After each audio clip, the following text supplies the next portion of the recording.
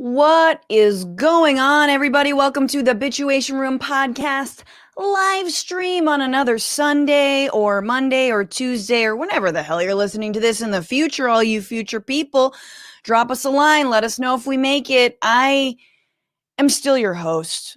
I'm still Francesca Fiorentini. That's right. The most Italian name ever. I challenge you to find me a more Italian name. My name sounds like it was once a racial slur against Italians. Anyway, we have such a good show for you this week.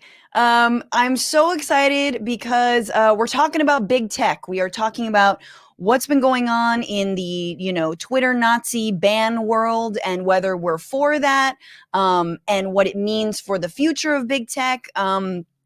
And what it means for the future of censorship or whatever the right is calling it. Katharine Trendacosta of the Electronic Frontier Foundation, there we go, Foundation, is here to talk all about that. And also comedian Mike Bridenstine is here. He's the best, so I'm so happy to finally have him on the show. And this is episode, if anyone's been keeping track, it's episode 69. Woo! That's what you do when you're 69. Now, you can't really do that, actually. You can't. It's very muffled if you do that. But I would like to get a lot of nices going in the comment section, please. 34 plus 35, as Ariana Grande would say. I'm not a fan. I'm going to be honest. Not a fan of the position. Like, I get why it's hot, but, like, you can't do two things at once. It's too much. It's too much. Okay, we can talk about that another time, maybe on a bonus episode, because we do have bonus episodes often for patrons only. Initially, like this week, I had a patron-only episode looking at all of the photographs of the Trump administration. So if you haven't seen that, become a patron. Patreon.com/Bitchuation Room. You can get access to that. I will make it available to everybody very, very soon. And if you are watching right now, I hope you've liked the stream and you've subscribed and all that. In the future, I hope you're rating this podcast. Give that baby 5 stars, write something nice. Somebody left a 1-star comment and I'm like, get triggered, bitch. So, yeah, I want to just shout out the people who've become patrons on this episode 69. You are the sexiest people on the planet. I have determined that because you're amazing. You support this show. We've got new patrons, and I've got a new Patreon party song for you. Here we go. It is by also the man, I believe a man who has done the intro music for this show. Doesn't know it. It's an open source. Must credit him. Kevin MacLeod, not MacLeod. It's an Irish name. MacLeod, Kevin MacLeod, always banging on the keyboards. Kevin MacLeod, giving out your music for free. Okay, not the greatest Irish accent. Here we go, Patron Party. Hell yeah. Is this appropriate? Thank you so much to JH, to Leslie B, to Sage Johnny, the Clyde, Truth Seeker, Michelle F, John C, Kev S, and Kyle S. Thank you, Kyle, for everything you do. Also, thank you to everyone who has increased their patron pledge. August H and AJ G and Chris M, you can totally increase your pledge if you're given $5 a month, but and you want to make it 10, I'll give you a shout out. And also, thank you to the big tippers. People who've tipped TBR-Live on Venmo, TBR Live on Cash App, Jenny S, Juan V, I thought that was going to be longer. I wanted the long final. See, this is the thing. I've got too many patrons and people who are the sexiest people on the planet than Kevin MacLeod has farts. So I win, Kevin. Your move. But Jenny S, Juan V, Vern V, George B, and Andrea A, thank you so much for being tippers. If you tip $20 or more, you get a shout out. I hope you guys are good. I hope everyone is very safe and well. I want to quickly give you what I am bitching about and then bring in Mike for the hour. This is quite serious, which is that I lost an uncle this week to COVID. And I have been kind of in disbelief and in shock and just very fucking sad about the whole thing, and sad about the now 417,000 others who have lost their lives to coronavirus. And I think people that we all know. I wasn't very close to him. I was close to him, but not, we weren't like talking all the time. But he should not have died. That's the bottom line. And I feel like the people around him were not necessarily taking care of him. He's an older man. He's over 75. So he was someone who was able to he could take precautions. And sadly, those didn't happen. And so I think it was a senseless loss of life, just like I think so many of these lives that have been lost is just senseless because of the government inaction, because of a lack of a vaccine rollout plan. Now, of course, this is the first week of Biden. We're going to get into all of that. We will see what happens.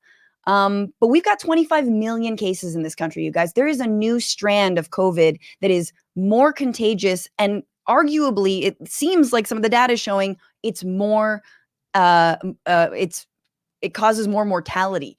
It's more deadly than the original strain of COVID. This is not going anywhere soon. And I'm so fucking sad and sick of it. I miss my friends. I miss my family. I want to hug my mom. I want to go out. I want to do stand up. But what's so annoying to me and so frustrating is that I think that, and I don't believe we should not be blaming people at all for what has happened to them, but I am mad that people who know better are not doing better. And I'm mad that we've got such little leadership in this country that even if you don't like Trump, even if you're like, that guy's an idiot, I would never listen to what he says, and I generally wear a mask, even the lack of leadership that he projected trickles down and it affects people. And I think it also affects people with means and people who know better. And I also, this is the week where, Dave Chappelle got COVID. Dave Chappelle's been doing live shows this entire time. He has rapid tests. He has audiences wear masks, et cetera, et cetera. But the dude's in Austin and he's hanging out with Grimes and Elon Musk and Joe Rogan. And let me just be real. I kind of only want one of those people to make it out alive. And that's Michelle Wolf, who was a comic who was also there. No, I do. I want Chappelle to live. Oh my God, I want him to live. But this is what I'm saying. There is a hubris that comes along when you are famous or you have means, that you think that somehow COVID is not going to affect you, that you think that you are absolved from taking responsibility. And you're not. And in fact, you actually if you have a fuck ton of privilege to not live with your parents right now, to not be an essential worker, to be able to work from home, to be able to have healthcare, to be able to quarantine, then do it.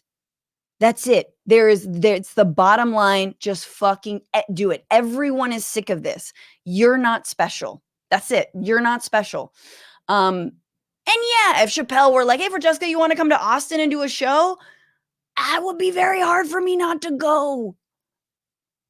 But luckily I'm not far along in my career enough where I have to make those hard choices. And that's what I'm ultimately saying is, don't excel in your career so you don't have to make those hard choices, and you don't have to be like, do I want to be famous? No, you don't. You just want to stay inside forever. No, I'm sort of skirting between being serious and not serious. My good friend / person I've never met, but I love, Cardi B, has been holding maskless parties. And my producer, Becca, was like, you better come for Cardi because she's been fucking up too. Absolutely.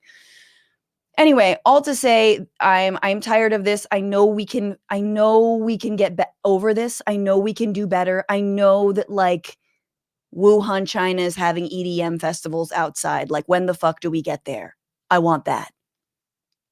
It might require big government, just a little. Some government. I feel like it might require some government. As opposed to no government. All right, guys, let me know what you're bitching about in the comments. And I want to hear from my comic for the hour. let me get his bio, have seen him on the Eric Andre Show, Adam Devine's House Party, and Last Call with Carson Daly. He is the host of the podcast Hunk with Mike Bridenstine. Please welcome comedian Mike Bridenstine. Hey, thanks for having me. What's going on, Mike? I had prepared for you my favorite street joke, which was about 69, and then I heard your thing, and I was like, totally not the time for that. It's okay. It's okay. We have to laugh, not to cry. I am a firm believer in that. Well, what's the difference between driving in fog and a 69?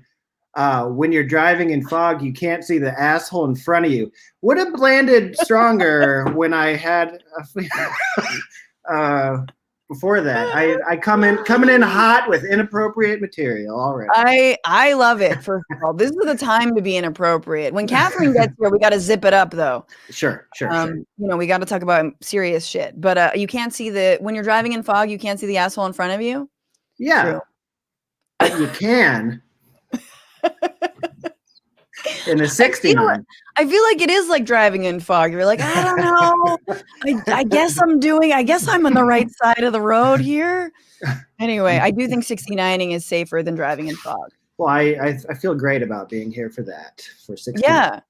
Is that what you're bitching about too? What are you bitching about today, Mike? Okay. It's not as heavy as yours, but I saw something I've been wanting to see. It was on Hulu, dropped Friday. It's called In and of Itself. Derek Delgadio, he's a magician. I watched it. I've been wanting to see this thing. People have been talking it up. I talk to magicians. I like magic. I'm a magic nerd. I don't know. I'm not going to apologize. That's okay. That's better than being. You want to be a magician, or did you ever want to be a magician? You're just like, nah, let's leave it to the professionals. No, I just like it. Yeah. And then so I watched it. I thought it was amazing, and I recommended it to some of my friends. To a person, they all fucking hated it and are mad at me for them watching it. I thought it was like one of the greatest things I've ever seen. And it wasn't just them. They're like, dude, seriously? Like, my wife is really mad that we have like only like one night without the kids, and that's what we watched.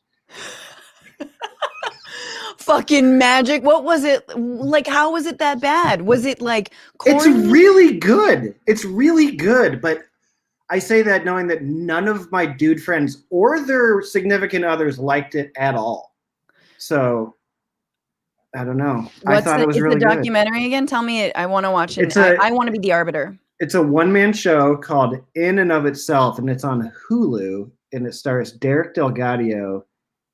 Man, I interviewed a few magicians for my show. They all were like, this is like for the real heads. This is what's happening. And then Kumail Nanjiani told me it was awesome. I'm name dropping Kumail because he told me he's a movie star, and he told me. Yeah, don't blame me. Blame Kumail and his, vegan muscles or whatever the fuck. He's got vegan muscles or whatever the fuck. He does. He does have or whatever the fuck. Yeah, that's the greatest magic trick ever.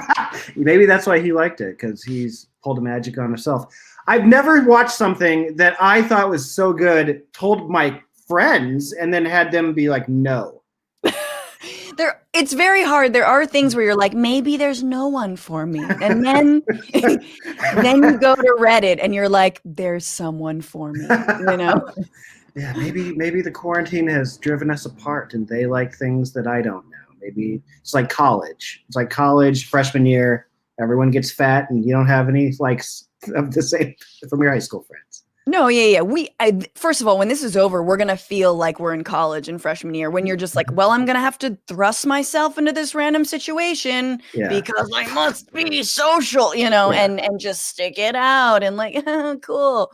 You can't leave early. Don't leave early. We're staying till the end. Mike, this has been such a week, and we've got like 4 stories that are super wonky, but will be good, because this has been the first half week of the Biden administration. Yeah. So shall we get into it? Should we get into this week? Okay.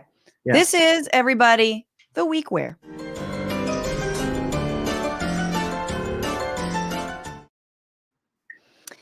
So once again, distilling the news into 4 big things that I think you should know about. Maybe you've heard of a little president called Joseph Robinette Biden Jr. This was the week where Joe Biden was sworn in as the 46th president of the United States. Biden took his oath by placing his left hand on a Bible that was comically large.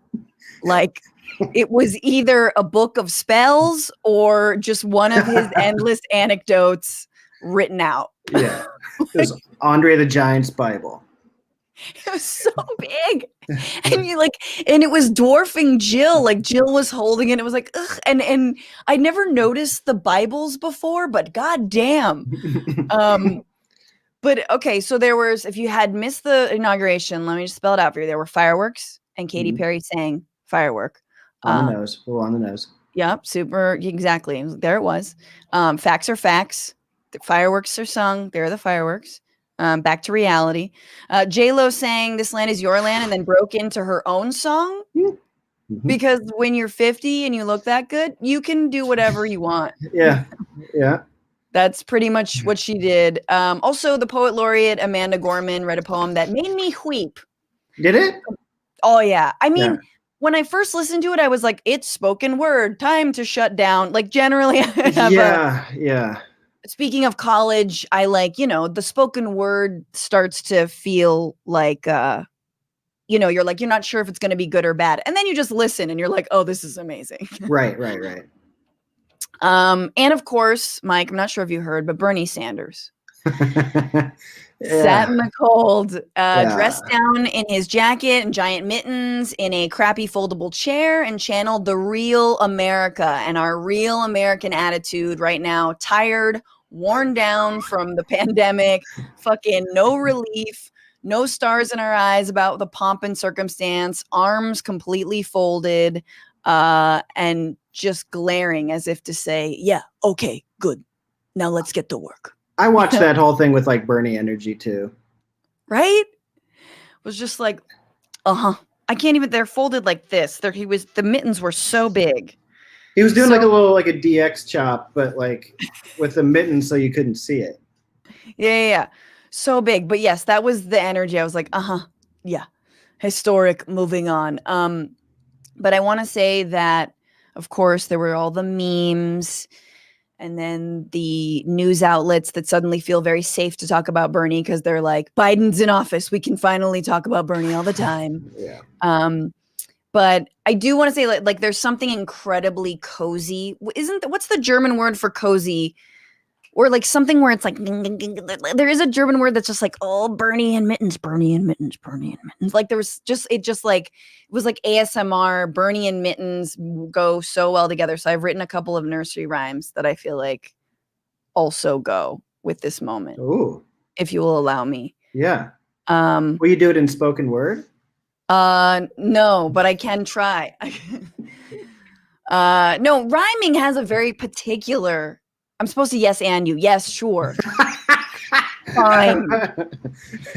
No, that one called for a no.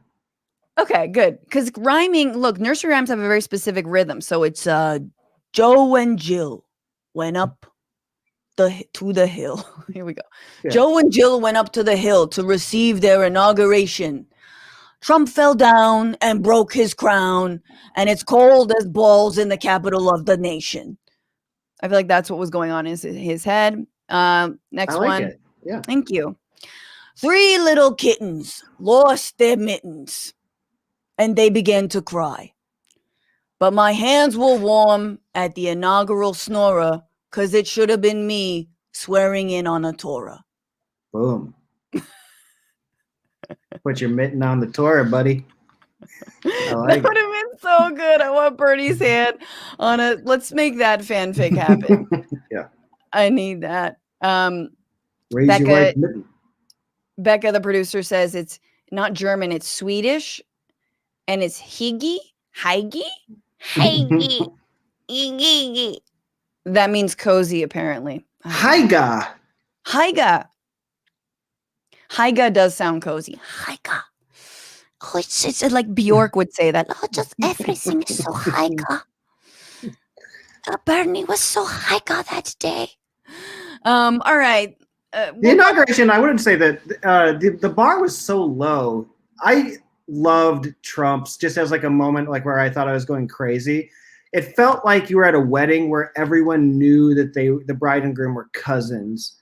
That's what Trump's felt like. So like this one, like I wanted to weep, but then I remembered it's Joe Biden, who I'm not very excited about, but everything's better than a first cousin wedding, which was 4 years ago. Oh my God. See, people were like, oh, this is really surreal. I was like, no. I was at Trump's inauguration. That shit was the most surreal ever. And number one, being surrounded by people who actually wanted to be there was insane. And also the fact that no time travelers from the future tried to stop it.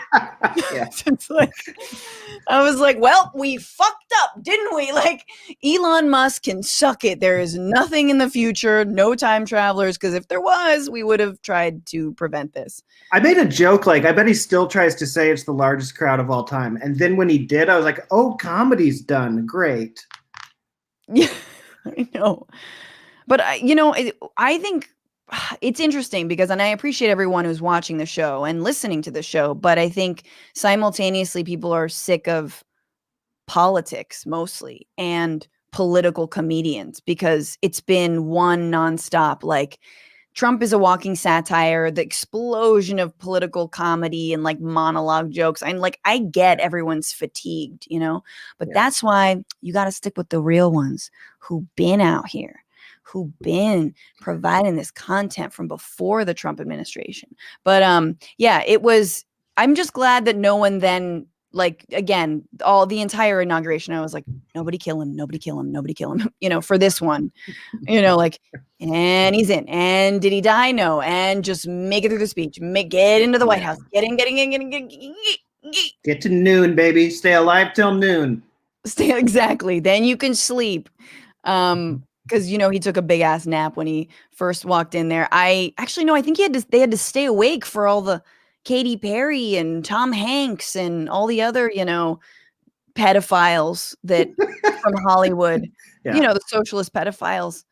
But it was, it's good. It's good. And they did get to work. But I do want to mention that this was the week where, moving on, this was the week where Trump left. He finally fucking left. Trump left the White House. The QAnon prophecy failed to deliver the so-called Great Awakening, much to the dismay of Karens with kitchen towels that say it's wine o'clock somewhere.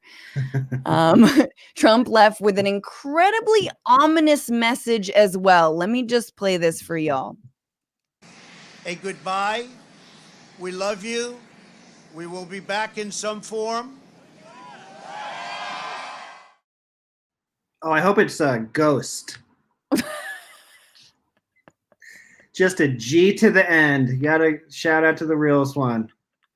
Just a Patrick Swayze where he's like haunting the White House and he's like, no. I can't prove it, but if anybody does the pottery, dead Trump will be behind you. Oh, absolutely. All the time. Ghost reference. I just think years that, old. Yeah, saying that you're going to be back in some form is like the most ominous shit ever. Like, this is what like the Simpsons aliens said, like this is just like, yes, we will be back in some form. Next time it will be human, like this flesh suit has served us well. Like, who says that? It's so weird. But according to reports, Trump is entertaining the idea of creating a third party that he hopes to use to challenge any Republicans who crossed him, like those who voted to impeach him. The party is going to perhaps be called the Patriot Party. Super. Because nothing says loyalty to a country like being willing to destroy the country for a television bigot. And let me just say, there is not enough popcorn in the world for me to eat while watching Trump divide the right and swing more elections for Democrats. Yeah. Like, I will bask in the glow of the flaming ashes of the Republican Party like a pagan witch and then paint my body in that ash while I free bleed all over Steve Mnuchin's private plane. She's thought about this, you guys. So yeah. That is my like. I fucking love it. Like the infighting in the Republican Party is something I think every progressive and leftist must be for. You're not above it. You know, someone in the comments earlier said, you know, they're enjoying watching all their Republican relatives get upset, and should they feel bad? No, never. So Democrats have a donkey, Republicans Republicans have an elephant. Is it just Trump as Rambo? Because his supporters, my favorite thing that of all the lies, my favorite one is that they think that has a muscle body. They hate his real body so much. Right. Like why it's so funny though, also because whenever you call him fat or disgusting, you know, or morbidly obese or, you know, whatever, like a few hamburgers stacked on top of one another, it's always progressives in the left or like Democrats who are just like, oh my God, don't body shame. Like, no, he forfeited the right to be free from body shaming. You Fuck did that noise. You did my show when we decided there was a meme someone showed where he looks like the front part of a minotaur. Yes. Like there should be a horse's whole body behind him, the way he stands.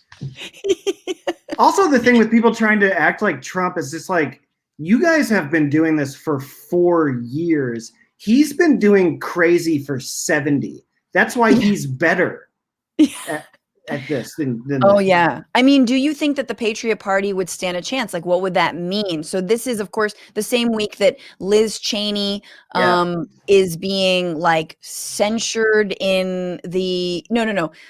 Who's the wife McCain? Is it also Liz? Cindy McCain was being censured in Arizona for basically not supporting the president and not trying for like a 5th recount, or what are we on right now? Or like upholding any of the, you know, the bogus claims that he, you know, had the election stolen from him. So there's a rift forming. But I mean, I don't know there's some people who think, look, I mean, you've got Republican family members. I don't know, how did they vote this time around? And do you think they would vote for the Patriot Party? Mike? One Republican family member abstained from the presidency in Iowa, a swing state that went red. So no Patriot Party. And if you've lost Avis Bridenstine, you've lost the Midwest. She's 93 years old. Oh, Avis. She lived through real Nazis, not voting for Tom Cotton Nazis or whatever we're calling them. I love you, Avis, but Avis didn't vote at all then. Is she in the chat? Avis? No. Yeah, she did not. She voted down ballot, but not for the presidency. So she couldn't bring herself to vote for Biden. Not quite there yet. Yeah, not quite there yet. I mean, and it wasn't because she was coming at him from the left either. So I don't know. She just can't vote with a D next to it. I don't know. No, I think that's a large part of it, which will be interesting when there's a P. It's like Patriot. You know, what do you do? We'll see. I'm excited for him to divide the party more and more. I'm excited for Ivanka to maybe run against Marco Rubio in Florida. That might happen. Super. Just kill each other all. I mean, like metaphorically. Don't get John Mulaney's Secret Service at me. So.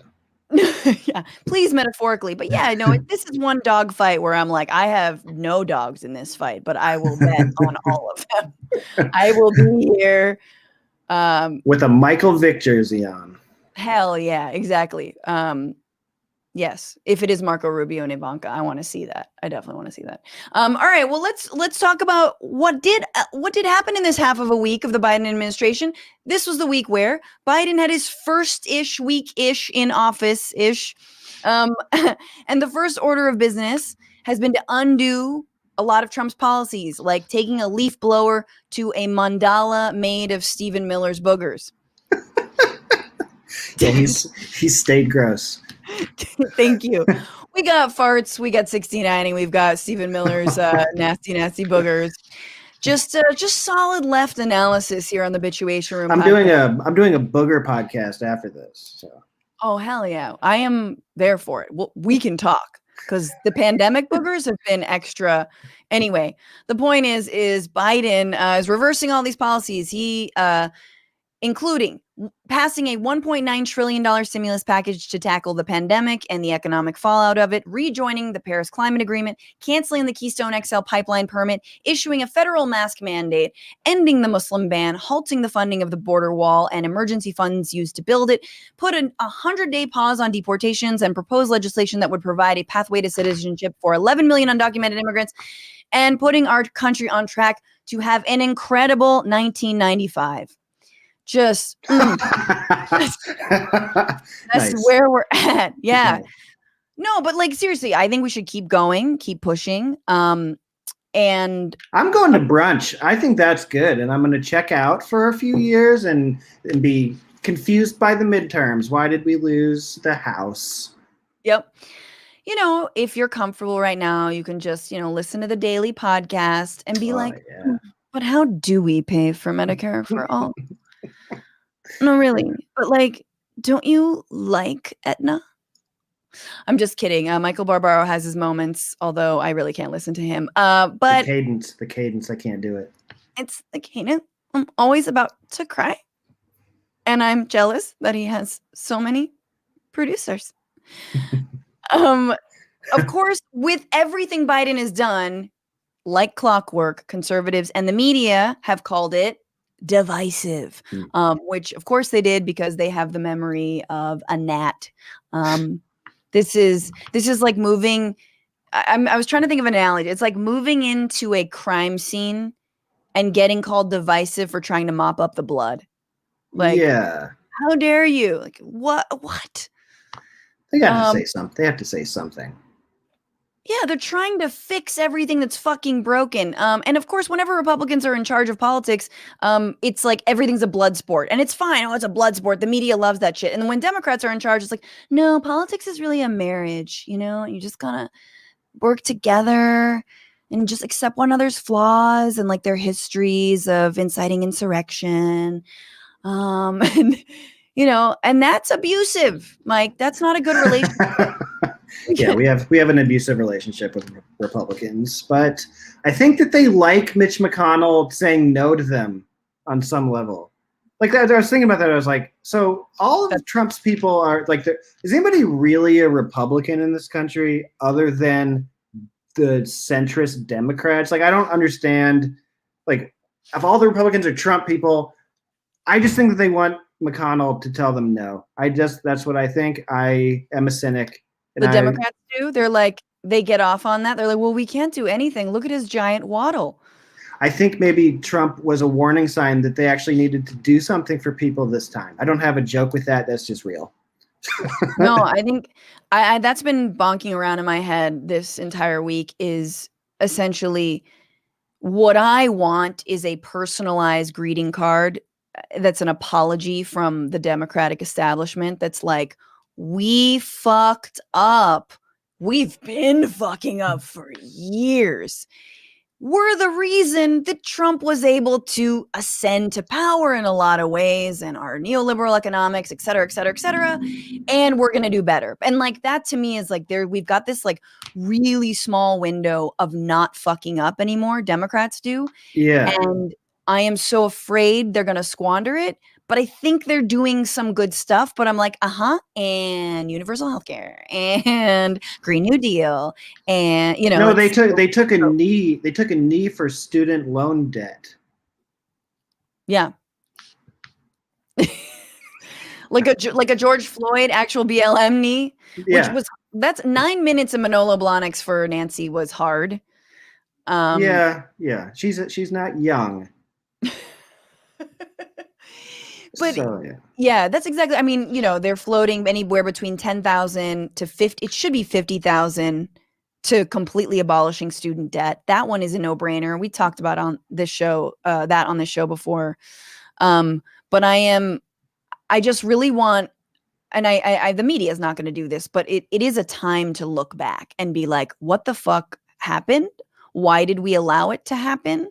And how has our like consensus about politics? I mean, this is the thing, is like the reason people go back to brunch is because you sort of imagine that those in power generally have it under control and that a racist fascist is not, who's like a TV celebrity is not going to just sort of ascend and whatever. Like, and now we know they totally don't have it under control. There are no adults in the room, and the media fucking loves fascism because it's good for ratings.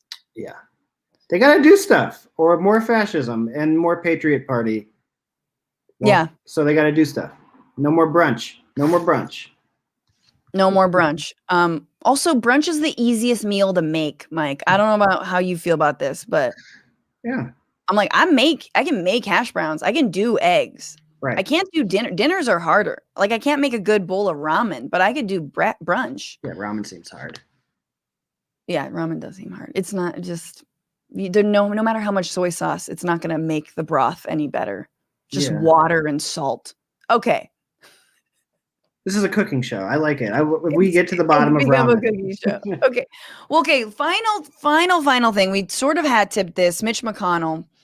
For all you wonks out there, this was the week where Mitch McConnell has been playing hard to get with Chuck Schumer. The two are supposed to work out a power sharing arrangement for the Senate, which is just a elaborate agreement to like hold the wishbone together, you know, but like never actually tear it. And the Senate is split, right? It's 50-50 between Democrats and Republicans, with Vice President Democrat Kamala Harris being the tie-breaking vote. In other words, it's not split because she's the tie-breaking vote. Right. It's 51-50. But anyway, look, I'm not that big into basketball, but Kamala's the effective N1 of the Senate right now. Oh, nice. That was nice. Yeah. So I don't care if the game is tied. Like, that's still a point. I don't know what we're doing with this power sharing bullshit, but Mitch is making Schumer promise that Democrats won't try and eliminate the filibuster, which, if you guys don't know what a filibuster is, it's this like very technical rule whereby Ted Cruz is allowed to publicly embarrass himself for hours and hours on end until either his wife leaves him or the Confederacy wins. There was a picture of him eating a Subway sandwich in the airport that I thought was 1,000 times funnier than the Bernie Mittens, but Bernie Mittens, and I like the Bernie Mittens. I just, Ted Cruz looking like a fatso eating fresh was better to me. I really need that. Eating fresh. Ted Cruz, what does he have? He's just like what is on his sandwich? I don't even know. I feel like it's just American cheese, shredded iceberg lettuce, yeah, mustard but no mayo, and ketchup. Yeah, yes, With a well done steak with ketchup. Yeah, but toasted. Make sure you toast that bad boy. He thinks it makes it classy. Yeah, so the ketchup and the iceberg lettuce have time to like get soggy together. Always toast your ketchup. Absolutely. But a filibuster basically allows a minority party to block legislation from the majority party, essentially, until it meets like 60 votes to pass. So you have to have a super majority to get anything done. The filibuster was invented by South Carolinian John C. Calhoun in order to protect slave owners. This is from the New York Times. Seeking to protect slave owners against abolitionism, Calhoun envisioned a Senate where this powerful pro-slavery minority would have not just the voice, but a veto. And from the end of Reconstruction until 1964, the filibuster killed only civil rights bills. Yeah. Yeah.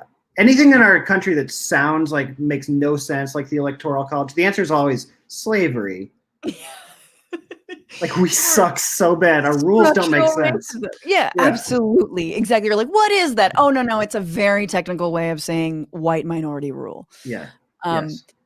Yeah. The filibuster, I was like, I feel like it's like the police union of the Senate, you know? It like prevents anything important from getting done. Yeah. And it always is going to like stop reform. Yes. Yeah, it's fucked up, and I think Schumer needs to just go his own way. You can go your own way. Is that Fleetwood Mac? No. Damn it. I was singing Fleetwood Mac before we started the show. That's why Mike's bringing it up. But guys, we got to abolish the filibuster. Tweet at your representatives and or senators, because that's where it matters. But abolish the filibuster. We can do this. Apparently Dick Durbin wants to do that. He's a fucking Democrat in the House. I mean, in the Senate. So that's good. But this has been great. Let's get into the sitch for the week, though, because I know you want to talk about Twitter banning Nazis and Facebook Zuckerberg finding a heart somewhere in his endless, Olympic-sized swimming pools of cash. We're going to talk about the role of big tech in the future and censorship and what's going on. What do we need to be demanding as progressives and leftists? This is the sitch.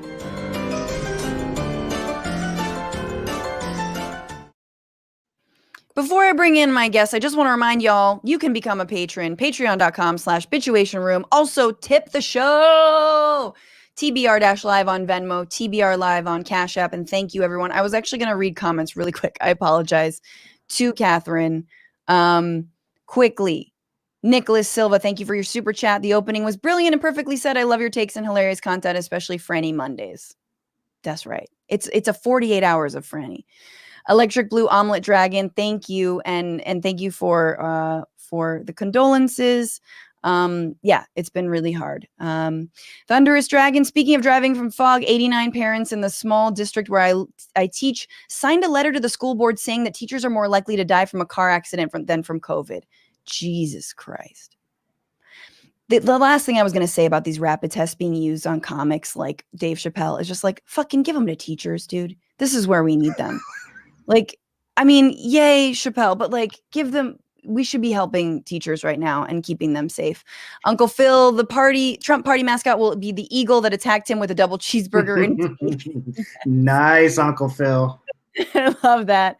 And Stoner Dragon, thank you for the super chat. I will keep cussing. None of this is safe for anything.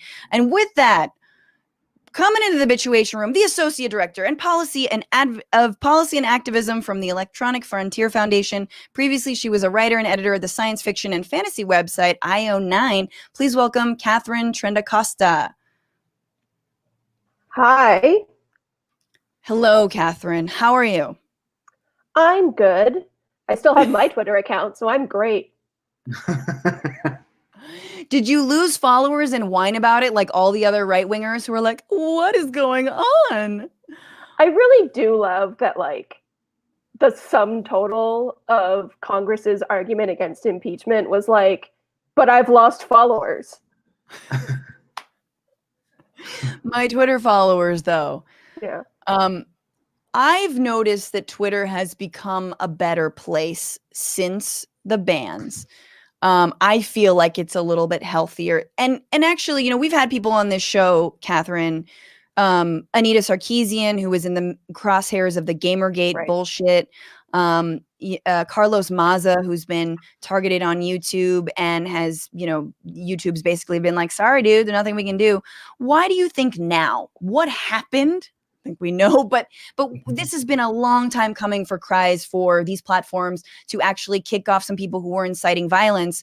What is your take on why it went suddenly wrong for them? I don't think it went suddenly wrong. The thing about tech platforms is that they replicate every power inequity that you see in the real world. Like, that's what they do. That's their deal. And so all of the things that happened this week, they've been doing to marginalized peoples or people who are in some form of threat for years and years and years. You just didn't hear about it.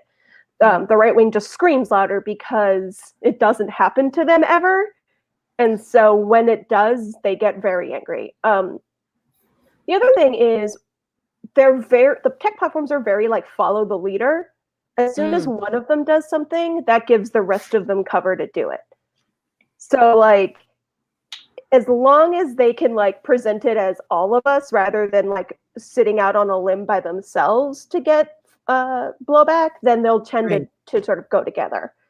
And I think that is what happened. I also think there was a moment where they realized that it was going to be worse for their hashtag brands to keep them on than it was to get rid of them. Whereas before, they were clearly profiting from it. Right. I mean, these are the same platforms that always remind us of, they love to jump on stuff. They love to try and whitewash or co-opt things like the Black Lives Matter movement, and they like to be perceived as, supporting diversity and anti-racism, but don't actually necessarily, and have been making like a huge amount of money off of hate speech. I mean, we know that this like fake news, hate speech, that stuff rises to the top, of all the algorithms, and it helps them. And obviously, I think a lot of folks had a wake up call. I think everyone had a wake up call, like, oh shit, these motherfuckers are actually going to do things like storm the Capitol when there's massive amounts of misinformation on the internet telling them to do it, and a president who is completely egging them on. Yeah, I also think for Trump in particular, it was very clearly he was at the end of his power, so the blowback they felt was a lot different. A lot of these companies, and this is the thing I actually have the biggest problem with, have rules, and like, you should be able to moderate your website however you want. They're private companies. They can do what they want. And if you want to scream nonsense, that's what Parler is for. Like, the whole point is that we should get to choose what social media we want to be on, and have the rules be enforced. Most of these platforms, Twitter especially, had a like weird exception that was like, but if it's a world leader, we can't get rid of them because they're too important. Right. And like, as I said, it's sort of the structural iniquity being like reinforced, that like he can say whatever he wants, but like a sex worker is going to get banned, right? Like, that's the kind of thing that ends up happening. Absolutely. Ironically, one of his favorite things. But, it's interesting, though, because there's this like far right cry of like, this is Orwellian, oh, it's all Orwell. Like, first of all, says the party that fucking loves the slogan, ignorance is whatever, strength. Ignorance is strength, war is peace, freedom is slavery. That's their shit. But they were like, also very much a socialist, would not be on their side of any point in history. No, not at all. But they were like, oh, this is Orwellian. And there is a shred of truth there, right? I think the better point they were making, discarding everyone who made it. But the point I think that even, folks on the left are interested and concerned about is, why is this decision in the hands of these tech billionaires and just a handful of them, right? And especially when they didn't need access to Donald Trump anymore, right? He was on his way out anyway, so it kind of just worked out for them. So how do we address that? What is that like, this is ultimately, because people are like, well, it's a private platform, they can do whatever they want. And it's like, well, should it be? I mean, it should. These aren't like, this isn't infrastructure. This isn't a thing that like the government needs to be in control of. On the other hand, I think the thing that happens is everyone gets up in arms about speech because it's sexy, and the right wing likes it because it's cool and speech is fun. But the problem isn't speech. That's not the issue. The issue is competition. The issue is that somehow there's only even Twitter's not really that big. Like, Twitter is barely anything, really. The number of people use Twitter is very small in comparison to the number of people on Facebook and YouTube. Yes, yes. Those numbers are so huge. Yes. And so it's not as much about speech as it is, if there were many platforms and you were just picking the one you liked best, their influence wouldn't be to the point where we would have to care. I would love to wake up and not have to care about Facebook. It's my goal in life, is to go to work and to not have huge chunks of my day be, what did Facebook do? Right. And so that's really, and I think that's part of the problem, is right-wingers don't like regulation that promotes competition because that's big bad government. And free speech is a much easier thing to scream and have people like rally around you, where it's very difficult to be like, antitrust, woo. Exactly. But we can say things like we can say things like, breaking up big tech is another way. I want to get back to that, but there's one little thing that sticks in the craw of both people on the right, like fucking Josh Hawley, and even people like Pelosi are floating whether they need to reform it, which is Section 230, which states that, these platforms cannot be held liable and responsible for anything that is promoted on them, which effectively does give real, actual free speech on them. So, but, the right is saying we should get rid of it or reform it. And some of the people like Pelosi are like, we have to look at that. So we might actually hold them responsible. Why is Section 230 important? And what would happen if it went away? So this is the part that I think is very funny, because I think the left has a much stronger argument than the right here, because the right's vastly misunderstanding 230. Section 230 is 20-something words long, and all it says is that a service that third parties use to put content up can't be held liable for the things said by those third parties. Mm-hmm. And it's designed to reduce the risk, because if it didn't exist, no service would take on the liability of like everyone being allowed to post things, or Right. anyone being allowed to post things. And without 230, the internet as we know it stops functioning. This website like that we're using to do this stream goes down because it can't afford the chance that someone doesn't like what one of us says and sues them instead of us. Yeah. All of it just shuts down. And the thing that's also really important, and that's why the big tech thing is really frustrating, is big tech doesn't care about 230 that much. They all have the money to be like, sure, put whatever loops you want. We'll jump through them with our billions of dollars. And whatever site is trying to like replace Facebook can't do it. They can't afford all of the money you need to get like lawyers or liability insurance without Section 230. Yeah. So Section 230 is sort of vital. If you do anything online, there are sort of two laws, but the main one is 230. If you post anything online, you're very much relying on 230. Yeah. Otherwise, you just have to have your own website that you had in a server that you kept in your own apartment. There would be no other way to put things online. We can't all be Hillary Clinton. Yeah. I mean, you know, it's like if we were designing the internet brand new from the ground up, maybe we'd pick a different regime. But as it is, if we get rid of 230, the internet just stops functioning as we know it. Yeah. And what I'm understanding what you're saying, and from what I've read, is that essentially that these giant conglomerates have all the money in the world to shirk any kind of, whatever lawsuit that might come their way because of getting rid of 230. So actually, it kind of helps them consolidate their power even more, so that you're absolutely right. A small, we're using StreamYard, or like a new like Clubhouse wouldn't exist, or any new platform that you invented would never. It's already hard enough, I'm sure, because we don't have antitrust laws, but it would be even harder if Section 230 were abolished. You'll notice that Facebook doesn't oppose 230 reform. Mm-hmm. They always say they're on board because they know that it crushes their competitors and it's fine for them. Yeah. Mike, have you been checking out Parler, or do you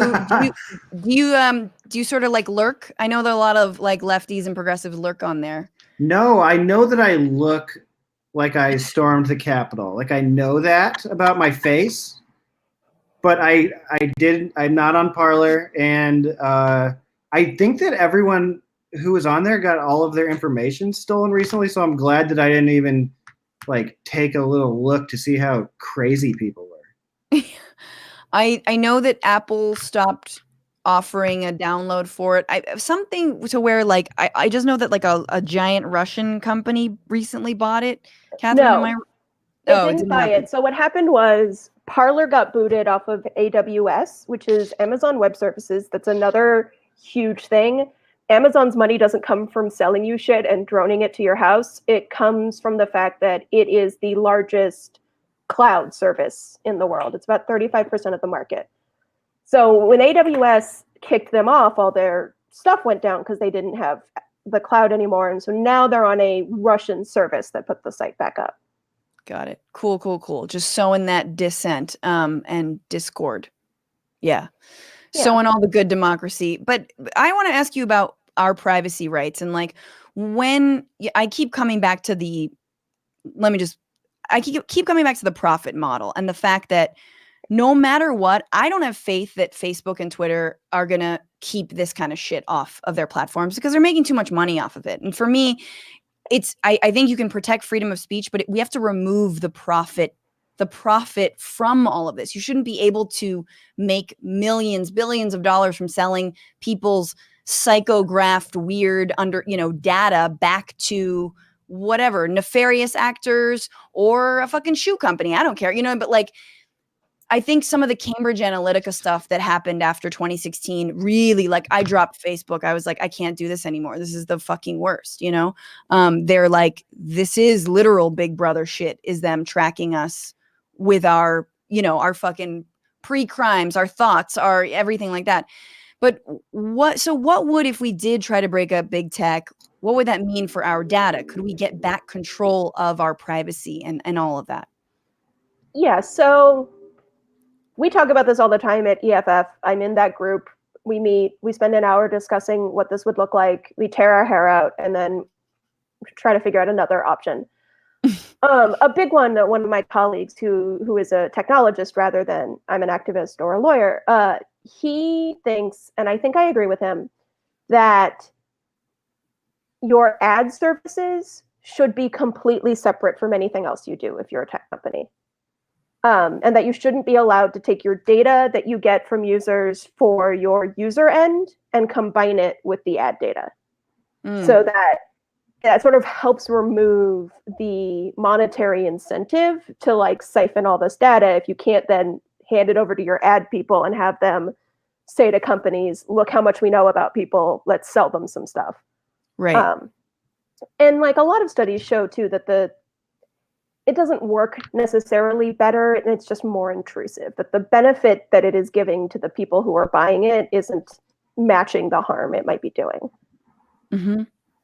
Yeah, absolutely. So that's one part of the sort of like idea that if you have several services, you shouldn't be able to commingle all that data so that you have a huge picture of people.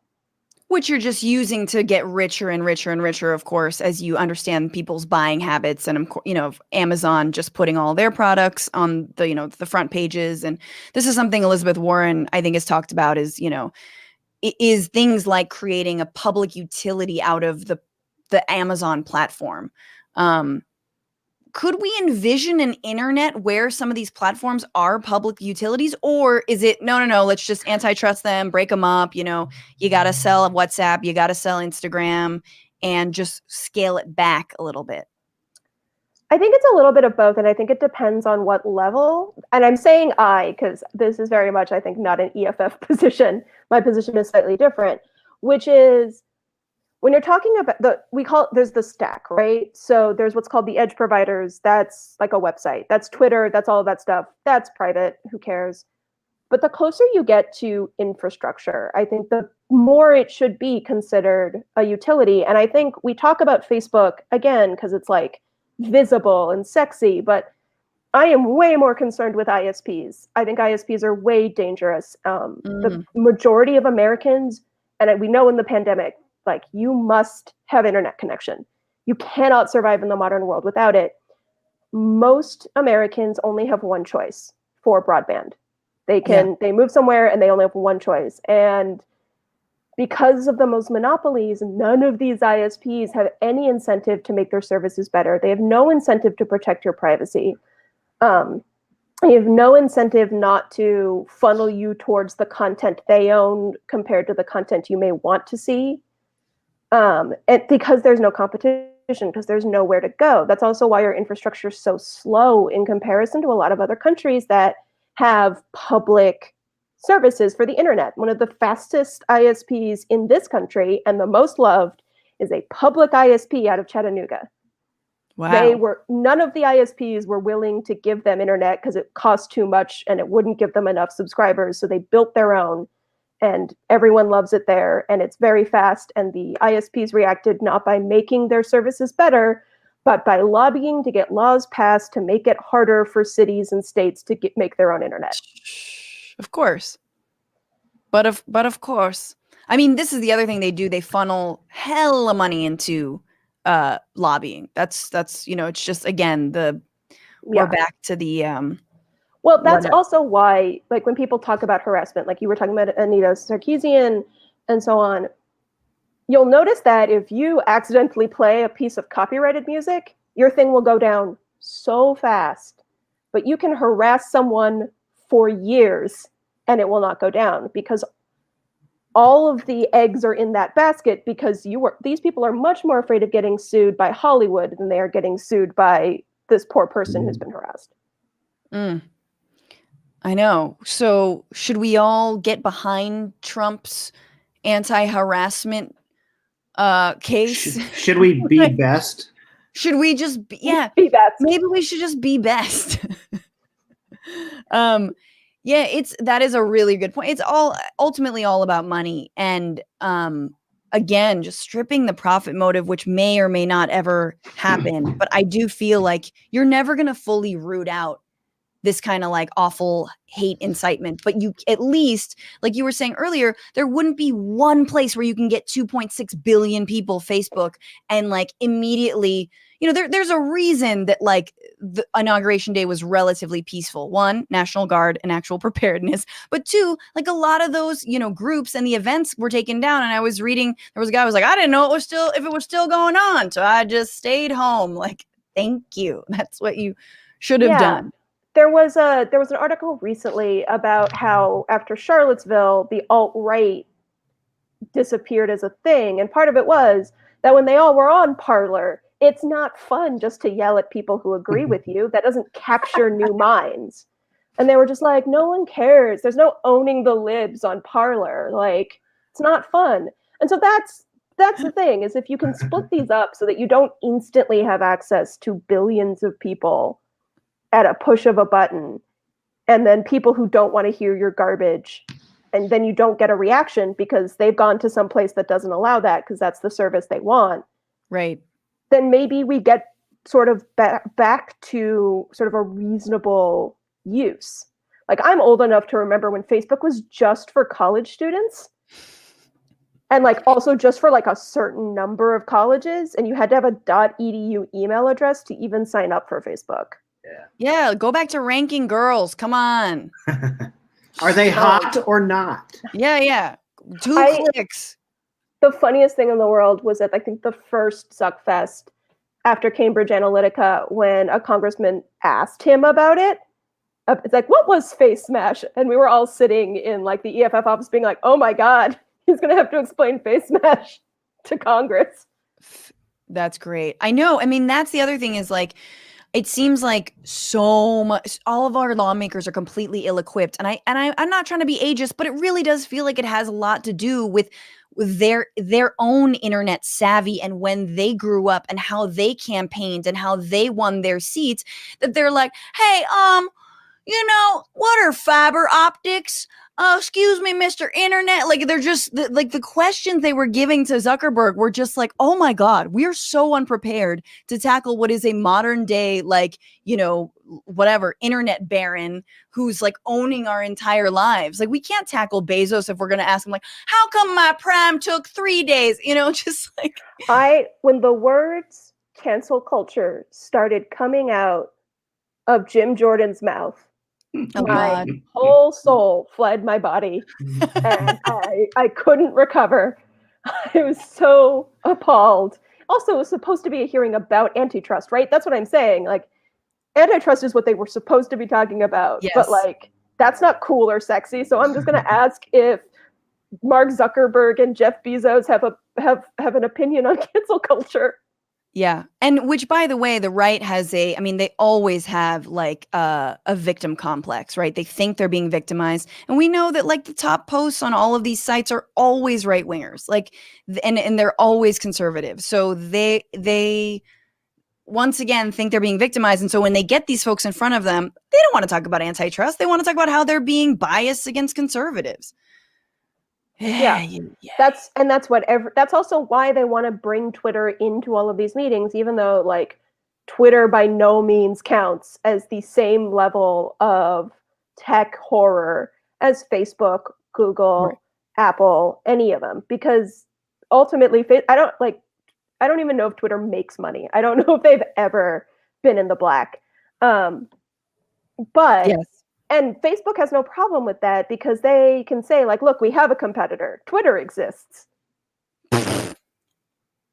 No, so it does not. No, yeah. It's a sort of misalignment of the problem and a real big concern with, say, like Section 230, a law that's not broken compared to the laws that are broken, which is antitrust. Antitrust is based in this country solely on whether there was market harm, which is very difficult to prove for services that don't cost anything, because there's no harm to the consumer, because our consumer harm is based entirely on whether they've price gouged you, which none of these services have, because none of these services cost anything.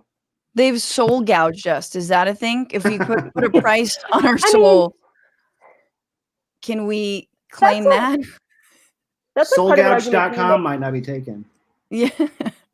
that's all like that privacy concerns should be a market harm. That a harm to my Yes. privacy should count as a market harm. That we need to sort of, for the new age, we can't rely solely on whether or not the price is good, because that's not how it's being delivered to us. Yeah. This is so informative and wonderful, Katharine. Thank you. Is there anything else you wanted to add, or something that you think we should sort of keep our eye on? I mean, I guess my last question is just, where do you see this going under Biden? I know that, he's got a lot of money from tech companies. And I think that a lot of the Democrats sort of where they draw the line when it comes to whether they'll embrace more progressive stuff that's like, antitrust laws and, fucking our own data. And I feel like centrists are like, nope. We're going to work with them. But where can we push? Where do you feel like now that we are under a Biden administration, we should be pushing? So there's a difference between where we should be pushing and what we should be keeping a really eye on. And that is sort of two things.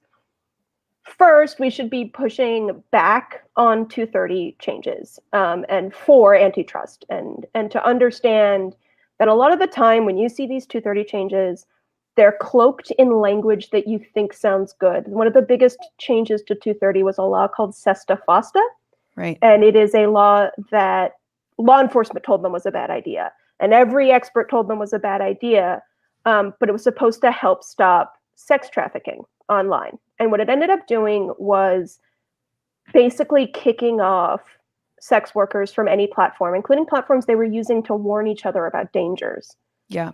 And so that's what you need to look at when you hear 230. Don't think about like Parler, like think about these other cases. The second part is, and it was talked about a lot last year, and it was a really big deal. People noticed it because it was jammed into the Corona bus package. There were sort of changes made to copyright law and the internet, and there's going to be more proposed. And in a Biden administration, it's actually more likely, because, and this is going to sound bad, and I'm from Los Angeles, so trust me, but Democrats get more money from Hollywood than Republicans do. So they are way more friendly to the idea of copyright. And copyright has been traditionally used as a censorship tool online, because the internet's based on sharing things. You share memes, Bernie's mittens, right? There's an argument to be made that is copyright infringement. It's not. It's fair use. But if you want to take that down, I was just tweeting because I got mad because my favorite meme, which was the Animaniacs song with the "They pushed me out and maced me" line in it, has been taken down due to a claim from the copyright owner. Fuck. So it is one of those things that can really affect your ability to function online, and I am very concerned about where that's going to be heading in the next couple of months, years. Yeah, absolutely. You have a small channel like this one has Macho Man playing because Trump was playing it, and then it's nah, there's a strike. You can't do that. Oh my God. That's why everyone should like this stream. By the way, if anything happens to you online and you have questions, EFF has numerous ways to help you out if you are online and you are concerned. We have an info line that'll get you lawyers. We have many how-to guides on our website. And I am in charge I and a bunch of the other activists are in charge of turning the things from the lawyers and the technologists into human speak. So it is readable for everyone, not just nerds. Thank you so much, Katharine. And I have been, I work on a show called News Broke on AJ Plus. We're doing our next episode on this exact question, whether it's time to nationalize big tech, although that's a different, it's a whole other can of worms. But EFF has been super helpful. The articles that you have, the resources, everyone should absolutely check it out if you haven't already. Have them in your back pocket. And thank you, Katharine. And please, are you going to stick around for our final segment? Yeah, sure. Mike, you still alive? Yeah, I felt so dumb during that whole time. You are both very smart people, and I was trying my best to follow along. You should meet some of the people I work with every day. I'm like, am I the dumbest person in this room? What's happening? Well, like the smartest people in my generation decided to try to get us to click on ads, so that's probably why our country's kind of fucked, right? You're fine, Mike. You're atoning right now. This is atonement. Well, I'm glad to know that Twitter is probably one of the less evil ones, even though they might have been the ones to like, they're the smallest, and yet they might have gotten the ball rolling when it came to like censoring and taking these fucking Nazis off, which is interesting. But I love this segment that we did once, which is all about the things we don't say and we didn't have time to say. And because, we're busy and, sometimes tweeting takes a long time. This is a game I want to play with everybody called Finish My Tweet.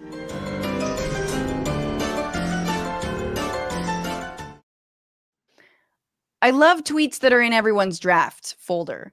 And I guess I didn't properly prep you, Katharine, but I'll kick it off. Helping us all finish our tweets. We did a segment that was unsent tweets once. I like those too, but I have a tweet that I didn't finish. I want your help and everyone's help finishing it, which is I wrote, let's start America over and just not blank. That is so heavy. And let's start America over and just not what? I don't remember where I was going with it, but I can continue. I mean, we talked about John C. Calhoun earlier. I would say don't fix a thing. If it ain't broke, no notes. America, no notes. Perfect draft the way it is. Yeah. America good the first time. I mean, that tweet is also fine on its own. It could just be like, let's just not. Let's just not. Let's just let's not. Start America over and just not. Just not. No, it's just not Second Amendment. It's just not. My God. Let's just imagine that one day there would be more than a musket or a rifle or whatever the fuck invented, and it was not for hunting. Or let's just, instead of not, let's just get some women and non-white people involved in the drafting of any of this. Yeah. Let's just listen to our wives for fucking once in our lives. Let's start America over and just not 1619 to 1965. Deleted. I like that. What did I write? Let's start America over and just not wear buckles on hats. Ooh, this time. That was the problem. Yeah, or like instead of just not be Puritans. Let's start America over again, but not start with Puritans. Yes, that's the one. Just not start with raging like niche crazy religious cults. Like if we who looked at England and was like, this is not repressed enough here.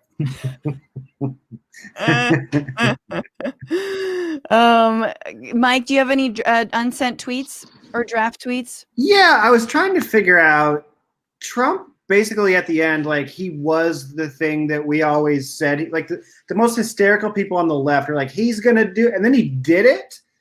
So what is that like? Is it like if Obama was the last week said, I am a secret Kenyan Muslim? Like, what is that like? Yes.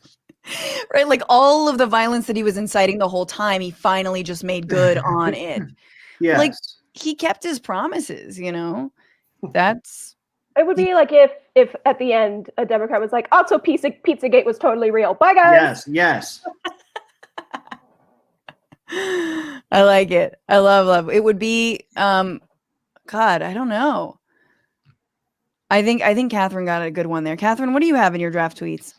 I have one that I started on Inauguration Day and didn't finish, which was like, welcome to National Other Shoe Dropping Day, and then they didn't actually do anything, so I didn't send it. You were like, everyone survived, so I just didn't send that. Yeah. Welcome to National Shoe Dropping Day. we're talking about Mittens. It's all about Mittens. The second mitten dropped. First of all,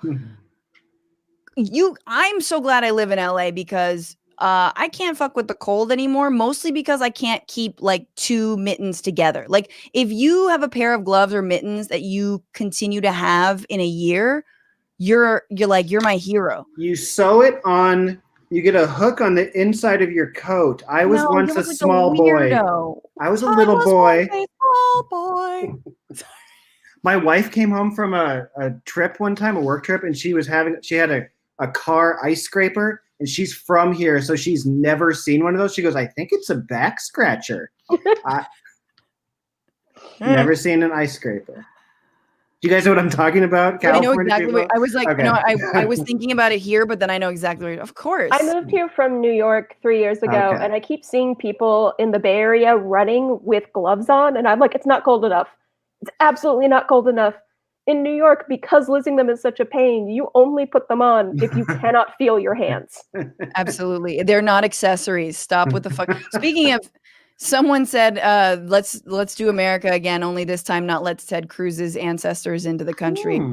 Thank you for that. I do think I saw Ted Cruz with gloves on recently, and it was awful.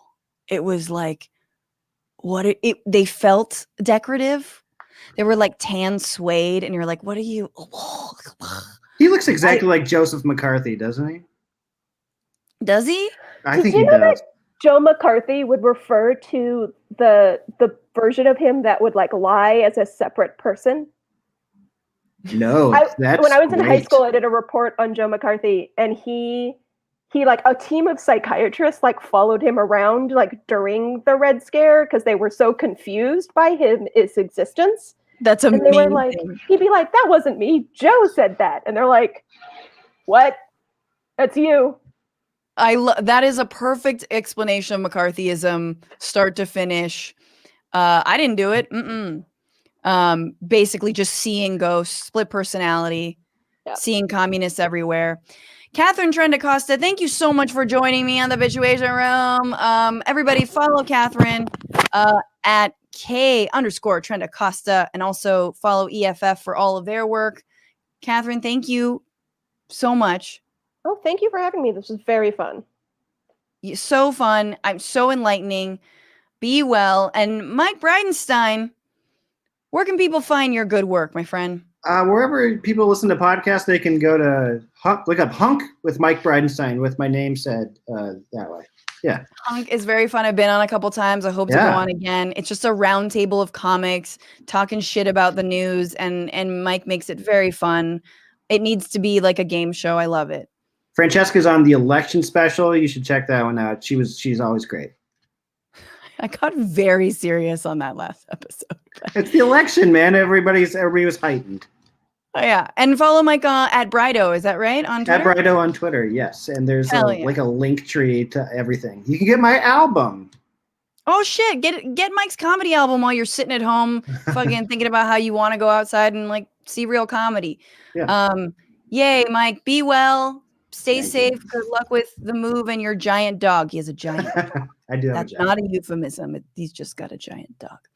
And thank you guys all for still being here. Thanks for your chats. What's wrong with? Well, oh, I just had something on my face. Oh my God, why didn't anyone tell me I had something? Guys, if you're listening in the future, I had a very embarrassing. I feel like it was part of my eyebrow stuff, just right in the middle. Anyway, I'm going to read some of your chats here. Thank you for all your super chats. John Pearson, Snow White, Stoner Dragon, Dax Alvarez. I love these repeat offenders. And Mike Gonzalez 2K. Fuck Parlor. I'm glad those losers got taken down. Their data got stolen by hackers. Amen. Jacob Virgil. All social media and cigarettes should be nationalized. Cigarettes are gross, dude. They shouldn't be free. Hell no. I mean, regulated maybe. Is that what you're saying? Sir Some Kite Right 74. Thank you so much for the super chat. First time watching you. Yay, welcome. Bitchuation Room is where it's at every Sunday night. John Pearson, future person here. I gave your podcast 5 stars, and oh my God, what a bright light in the sk. Know why? I like it. I prefer the sk. The sk is where it's at. The sk is where The sky's the limit. The sky's the limit, dude. Thank you for that super chat. So thank you everyone for being here. Thank you to my producer, Rebecca Rufer, for Kelly Carey, and for Dorsey Shaw on the other side of YouTube, making sure these contents keep coming. And remember, fuck the patriarchy. Fight the power. Don't just bitch about it. Be about it. And this was the week where this motherfucker said goodbye. I want to thank Congress, and I want to thank all of the great people of Washington, D.C., all of the people that we worked with to put this miracle together. So, have a good life. We will see you soon. Thank you. Thank you very much. Choke on your food and die. Just kidding. All right, this has been the Bitchuation Room, you guys. You're the best. See you next Sunday. Love y'all. Bye.